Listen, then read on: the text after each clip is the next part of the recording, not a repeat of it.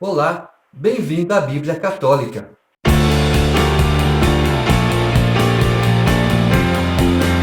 Primeiro livro de Reis, capítulo 9.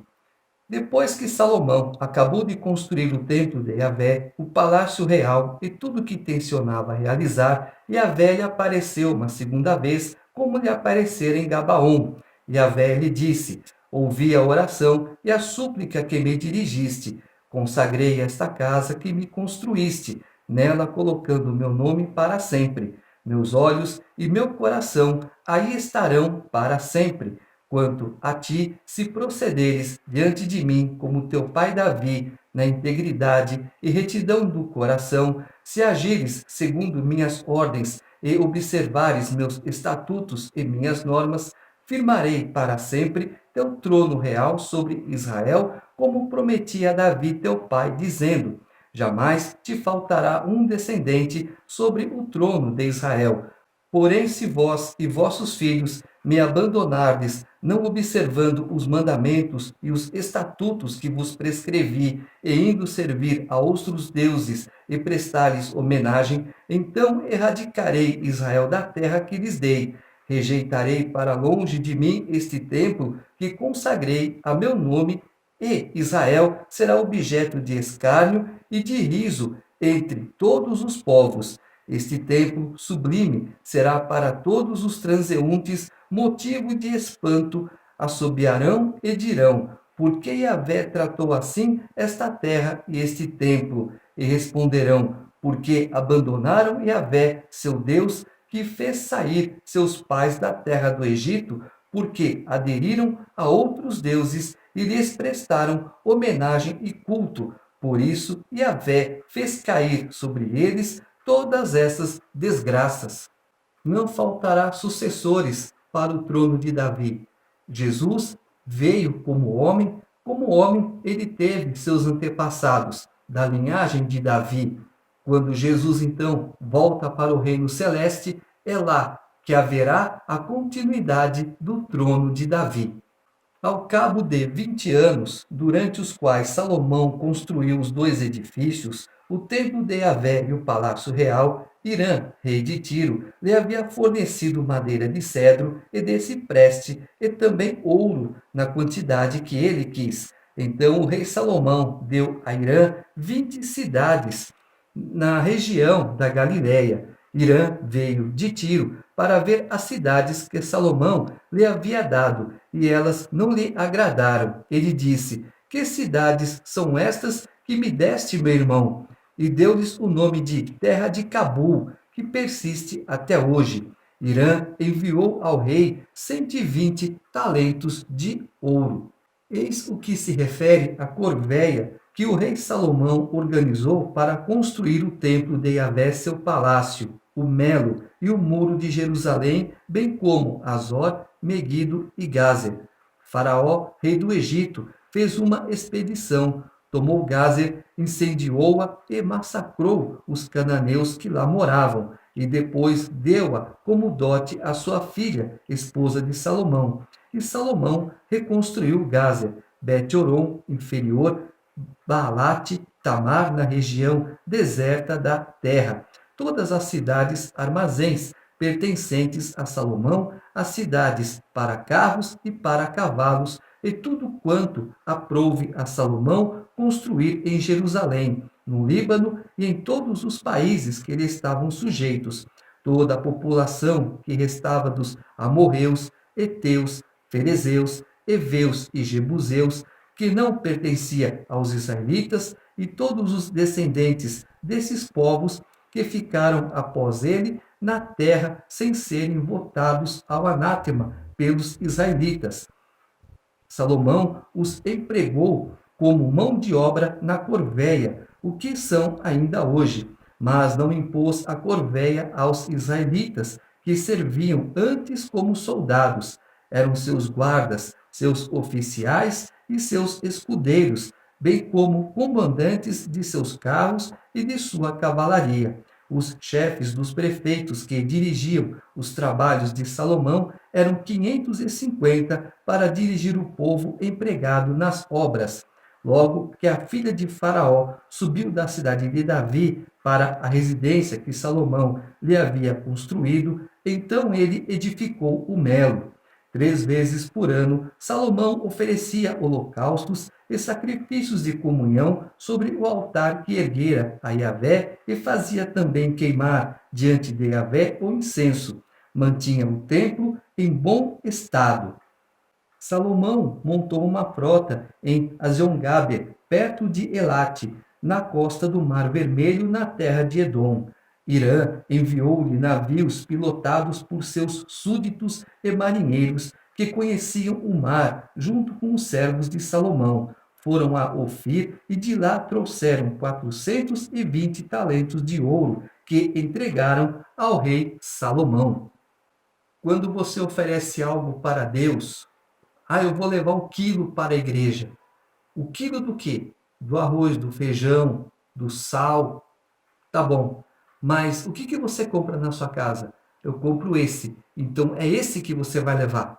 Você não compra o melhor para a tua casa e dá o inferior para o teu irmão. Não, você dá a mesma coisa, ou até melhor. Se Deus falar, dê o melhor. Mas o que você tem para você, você também tem que ter para o teu irmão. Não foi o caso de Salomão. Ele deu coisas inferiores para Irã. Não é assim que se faz. Capítulo 10. A rainha de Sabá ouviu falar da fama de Salomão por ordem do nome de Yahvé e veio pô-lo à prova por meio de enigmas. Chegou a Jerusalém com numerosa comitiva, com camelos carregados de aromas, grande quantidade de ouro e de pedras preciosas. Apresentou-se diante de Salomão e lhe expôs tudo o que tinha no coração. Mas Salomão a esclareceu sobre todas as suas perguntas e nada houve por demais obscuro para ele que não pudesse solucionar. Quando a rainha de Sabá viu toda a sabedoria de Salomão, o palácio que fizera para si, as iguarias de sua mesa, os aposentos de seus oficiais, as funções e vestes de seus domésticos, seus copeiros, os holocaustos que ele oferecia ao templo de Yahvé, perdeu o fôlego, ficou fora de si e disse ao rei: realmente era verdade quanto ouvi na minha terra a respeito de ti e da tua sabedoria. Eu não queria acreditar no que diziam antes de vir e ver com meus próprios olhos, mas de fato não me haviam contado nem a metade. Tua sabedoria e tua riqueza excedem tudo quanto ouvi. Feliz a tua gente, felizes destes teus servos que estão continuamente na tua presença e ouvem a tua sabedoria. Bendito seja Yahvé, teu Deus, que te mostrou sua benignidade, colocando-te sobre o trono de Israel. É porque Yahvé ama Israel para sempre, que ele te constituiu rei para exerceres o direito e a justiça. Ela deu ao rei 120 talentos de ouro, uma grande quantidade de aromas e de pedras preciosas. A rainha de Sabá trouxe ao rei Salomão uma tal abundância de aromas que jamais se viu em tanta quantidade. Por sua vez, a frota de Irã, que trouxe ouro de Ofir, trouxe também madeira de sândalo em grande quantidade e pedras preciosas. Com esse sândalo, o rei fez balaustradas para o templo de Yahvé e para o palácio real, liras e harpas para os músicos. Nunca mais se transportou dessa madeira de sândalo e não se viu mais dela até hoje. Por sua vez, o rei Salomão ofereceu à rainha de Sabá tudo o que ela desejou e pediu além dos presentes que lhe deu com munificência digna do rei Salomão. Depois ela partiu e voltou para sua terra, ela e seus servos. Todo mundo critica Tomé, né? Se eu não ver, eu não crerei. A rainha de Sabá foi a primeira. Não, eu tenho que ver se é verdade. Mas no caso dela era um homem comum. Tomé estava se referindo a Deus. Tomé, eu não falei que ressuscitaria? Tomé, eu não falei que ao terceiro dia? Tomé, eu não disse? Por que duvidar? Eu estou falando com Jesus. Jesus não é um homem comum. Ele é um homem, mas ele é Deus, ele não é mentiroso. Salomão não. Ah, houve um boato de um rei. Pera, eu vou lá ver se é verdade ou não. Aí é diferente. Mas ela quis constatar e ficou o quê? Pasma, com toda a sabedoria que Deus tinha dado para Salomão. Nós também temos a sabedoria de Deus, é que nós não sabemos fazer uso dela. O peso do ouro que chegava para Salomão anualmente era de 666 talentos de ouro, sem contar o que lhe provinha dos mercadores itinerantes, do lucro dos comerciantes e de todos os reis do Ocidente e dos governadores da terra. O rei Salomão fez 200 escudos grandes de ouro batido, para cada um dos quais utilizou 600 ciclos de ouro e 300 pequenos escudos de ouro batido, gastando em cada um deles 3 minas de ouro, e depositou-os na casa da floresta do Líbano. O rei fez também um grande trono de marfim e revestiu-o de ouro puro. Esse trono tinha 6 degraus, um espaldar arredondado na parte superior, braços de cada lado do assento, e 2 leões em pé perto dos braços, e 12 leões colocados de um lado e de outro dos 6 degraus. Nada de semelhante se fez em reino algum. Todas as taças que o rei Salomão usava para beber eram de ouro, e toda a baixela da casa da floresta do Líbano era de ouro puro. Nada era de prata, porque de prata não se fazia caso nenhum no tempo de Salomão. Com efeito, o rei tinha no mar uma frota de Tarsis, com a frota de Irã, e de 3 em 3 anos a frota de Tarsis voltava carregada de ouro, prata, marfim, macacos e pavões.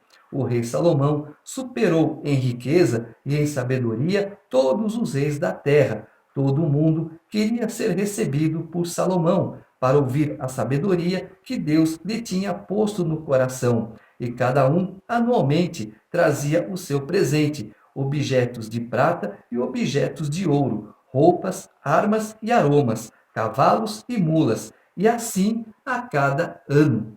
Salomão reuniu também carros e cavaleiros, possuía 1.400 carros e 12.000 cavaleiros, colocou-os nas cidades dos carros e junto do rei em Jerusalém. Fez com que a prata fosse tão comum em Jerusalém quanto as pedras e os cedros, tão numerosos como os sicômoros da planície.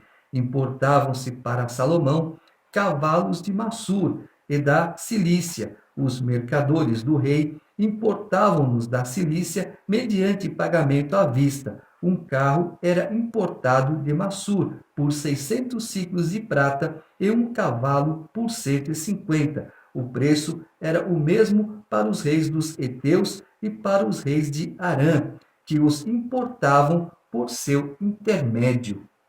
Uma referência ao preço. Se eu cobro tanto de um, o rei também paga o mesmo preço. Ah, não é porque é rei que vai pagar menos.